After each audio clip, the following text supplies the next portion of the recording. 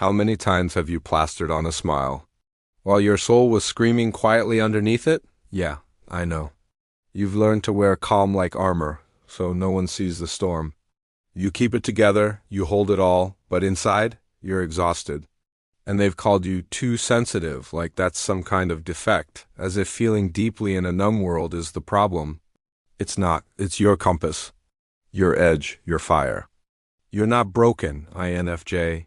You're the canary in the coal mine, the early warning, the sacred whisper before the collapse. You notice the shift before anyone else even admits something's off. And yeah, that kind of perception? It can feel like a curse when no one listens. But let me ask you this. When was the last time you let someone see your real cracks? Not the polished, filtered version, but the raw ache, the invisible bruises, the dreams you've stopped voicing out loud? Or have you buried your needs so deep that even you can't find them anymore? Here's a quiet truth you've maybe forgotten. Your overthinking isn't a flaw. It's discernment. Your emotional intensity, that's spiritual intelligence. Your loneliness? A byproduct of depth in a world built on shallow. You've been shrinking yourself to survive, holding your tongue, silencing your intuition, dimmed down just to fit in. But damn, INFJ, you weren't made for boxes. You were made to burn through illusion, softly, fiercely, without apology. So what does rebellion look like for you today? Maybe it's finally saying no without over-explaining. Maybe it's walking away from the people who only love the version of you they can control. Maybe it's just letting yourself rest, for once, without guilt, whatever it is. Do it, then come back here.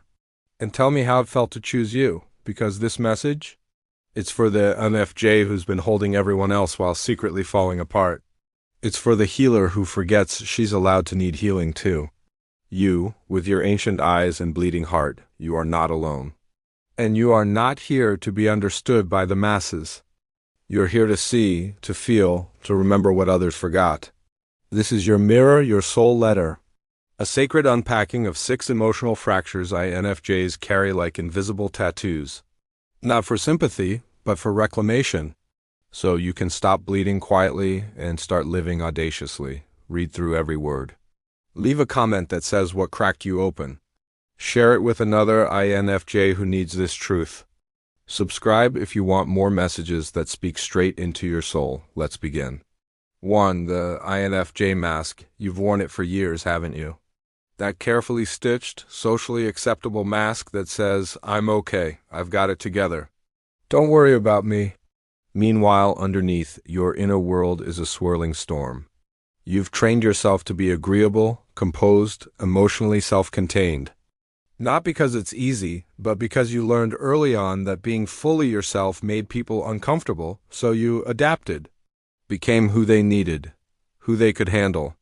And in doing so, you started to disappear. Tell me, my INFJ friend, when was the first time you realized your truth was too much for someone? 2. Silent retreat. There's a point where you just stop talking. You retreat quietly, elegantly, tragically. It's not because you don't care. It's because no one truly listened when you did. INFJs have this uncanny ability to be surrounded by people and still feel completely alone. So eventually you pull back into yourself, into your books, music, dreams, daydreams. Your silence isn't passive, it's sacred. A place where you remember who you are, but it's also where your pain festers if left unchecked. I'm curious now. How many times have you vanished just to see if anyone would notice? 3. The perfectionist's curse. You don't want things to be perfect for ego. You want them to be perfect so no one gets hurt, so nothing falls apart, so nothing breaks. Because broken means pain, and you've felt enough of that for 5 lifetimes. So you plan, anticipate, overthink, fix, and overfunction. You clean up emotional messes before they're made. You protect people from consequences they haven't earned yet. It's beautiful and brutal, and slowly it kills you. Tell me, where in your life are you sacrificing peace to preserve someone else's comfort? 4. Invisible tears. You cry in bathrooms, in your car. At 2 a.m. into your pillow. You cry without sound, without witnesses, without anyone even knowing. Because your strength isn't performative. Your pain isn't loud, your breakdowns are masterpieces of solitude. You feel deeply, but process privately, which means no one sees how bad it really is, which means no one knows to help. And so you keep going, smiling, functioning, slowly drowning. You deserve support that doesn't require a breakdown to be valid. 5. The loyalty paradox, protecting those who hurt them. You love like it's your religion. You see someone's soul and fall in love with who they could be, and so you stay, and stay, and stay, even when they hurt you, disrespect you, betray your trust, you make excuses, you forgive before they even apologize.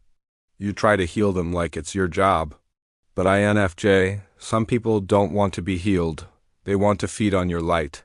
And your loyalty to their potential is costing you your peace. Now the question that is screening: who have you been protecting that would never do the same for you?